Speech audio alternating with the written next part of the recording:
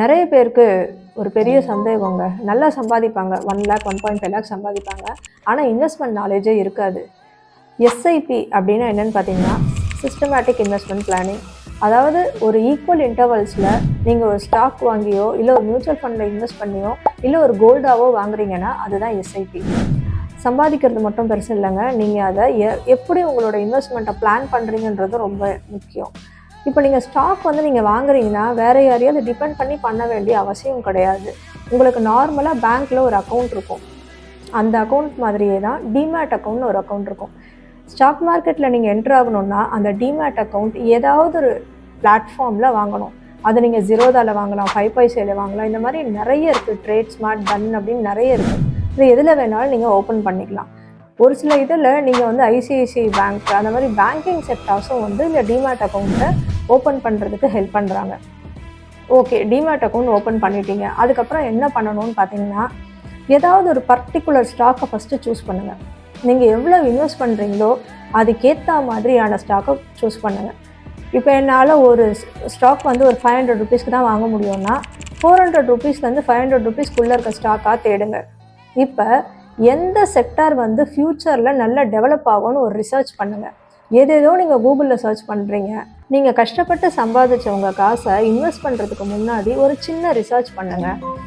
அது உங்களுக்கு நல்லா தெரியும். இப்போ நார்மலாக பெட்ரோல், டீசல் எல்லாமே கொஞ்சம் ஷார்ட்டேஜ் ஆயிடுச்சுன்னு சொல்லிட்டு, அப்போனா ஃப்யூச்சர் இவி வெஹிக்கல்ஸ் தான் நிறைய வரும். அப்போனா அது ரிலேட்டடான ஸ்டாக்கை பற்றி ரிசர்ச் பண்ணுங்கள். ரிசர்ச் பண்ணும்போது கண்டிப்பாக தெரியும் அது முன்னாடி இருந்த காசுலேருந்து கொஞ்சமாவது இன்க்ரீஸ் ஆகிருக்கும். அந்த மாதிரி ஸ்டாக்கை வாங்கி ஒரு 5 இயர்ஸ்க்கு இல்லை ஒரு 6 இயர்ஸ்க்கு நீங்கள் சேல் பண்ணாமல் அப்படியே எஸ்ஐபியில் அது குறைய வாங்கிக்கிட்டே இருக்கும்போது உங்களுக்கு ஆஃப்டர் 5 இயர்ஸ் ஒரு ஹியூஜ் ரிட்டர்ன்ஸ் கிடைக்கும். அது நீங்கள் எஃப்டியில் போட்டதை விட கோல்டில் பண்ண இன்வெஸ்ட்மெண்ட்டை விட அதிகமாக தான் இருக்கும். நீங்கள் இப்போ வெளியே போகும்போது பார்த்தீங்கன்னா நிறைய இடத்துல நாங்கள் ஸ்டாக் மார்க்கெட்டில் ட்ரேடிங் பண்ணி உங்களுக்கு 5,000 ருபீஸ் தரோம், 10,000 ருபீஸ் தரோம் அப்படின்னு சொல்லுவாங்க.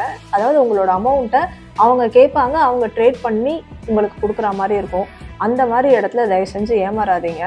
எல்லாத்துக்குமே ஒரு பேசிக்கான இங்கிலீஷ் தெரியும். அக்கௌண்ட் ஓப்பன் பண்ணுறது ரொம்ப பெரிய விஷயமே கிடையாது. நீங்களே ஒரு ஸ்டாக் எடுத்து ரிசர்ச் பண்ணி உங்களோட அக்கௌண்ட்டில் இருக்க அந்த டிமேட் அக்கௌண்ட்லேயே நீங்கள் அந்த ஸ்டாக்கை வாங்க முடியும், விற்க முடியும். அடுத்ததாக உங்களுக்கு ஒரு கேள்வி வரும், எந்த மாதிரியான ஸ்டாக்ஸ் ஏற்கனவே நான் சொன்னேன், ஃப்யூச்சரில் எந்தெந்த பிஸ்னஸ்லாம் நம்ம ஏறும் அப்படின்னு சொல்லிட்டு ப்ரிடிக்ட் பண்ணுறோமோ அந்த மாதிரி ரிசர்ச் பண்ணுங்கன்னு சொன்னேன். சரி, அதெல்லாம் எனக்கு தெரியலங்க, நான் குத்துமதிப்பாக எதையும் ரிசர்ச் பண்ண முடியலன்னா நீங்கள் ஒன்று பண்ணலாம். ப்ளூ சிப் ஸ்டாக்ஸ்ன்னு சொல்லுவோம்.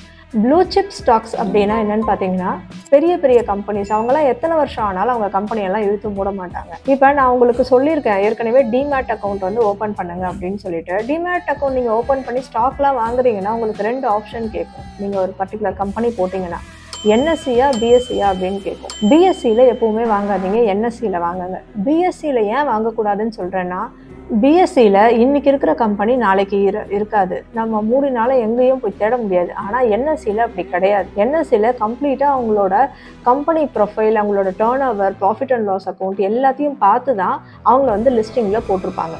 இப்போ லிஸ்டிங் முடிஞ்சிருச்சு. அதுக்கு அடுத்தது பார்த்தீங்கன்னா ப்ளூ சிப் ஸ்டாக்ஸுக்கு வருவோம். மேஜரான banking sector, HDFC bank, ICICI bank, Reliance, இப்போ இதெல்லாம் என்னைக்காவது மூடுவாங்கன்னு உங்களுக்கு நம்பிக்கை இருக்கா? கிடையாது. இவங்க எல்லாருமே ப்ளூ சிப் ஸ்டாக்ஸ்.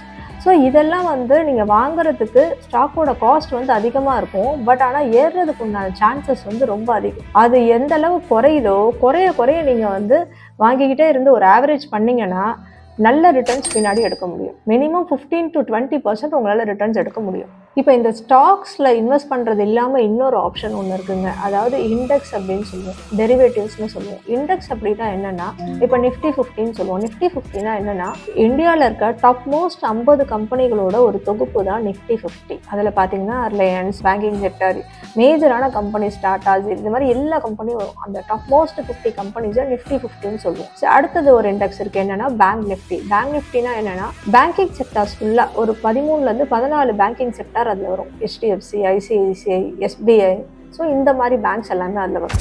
அடுத்தது இருக்குங்க ஃபின் நிஃப்டின்னு சொல்லிட்டு. ஃபின் நிஃப்டினா என்னன்னு பார்த்தீங்கன்னா ஃபினான்ஷியல் சர்வீசஸ். ஃபின் நிஃப்டியில் உங்களுக்கு banking sector plus private finance ஒரு சில கம்பெனிஸ், அதாவது பஜாஜ் ஃபினான்ஸ், அதெல்லாம் கூட உங்களுக்கு வந்து ஃபின் நிஃப்டியில் வரும். இப்போ இதுக்கு அடுத்தது நீங்கள் வெறும் ஸ்டாக்ஸ் மட்டும்தான் பண்ண முடியுமா அப்படின்னா அது மட்டும் கிடையாது. நீங்கள் கரன்சி பண்ணலாம், USD INR பண்ணலாம், மற்ற கரன்சிஸ்லாம் மேஜரான கரன்சிஸ் என்ன இருக்கோ அது பண்ணலாம். அதை தாண்டி கமாடிட்டிஸ் பண்ணலாம், கோல்டு, சில்வரு, ஸோ இந்த மாதிரி கமாடிட்டிஸும் பண்ணலாம்.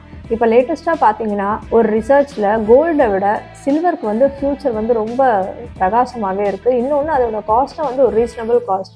ஸோ உங்களுக்கு நல்ல பெரிய ரிட்டர்ன்ஸ் வரணும் அப்படின்னா கோல்டை விட சில்வரில் இன்வெஸ்ட் பண்ணிங்கன்னா ரொம்ப நல்லது.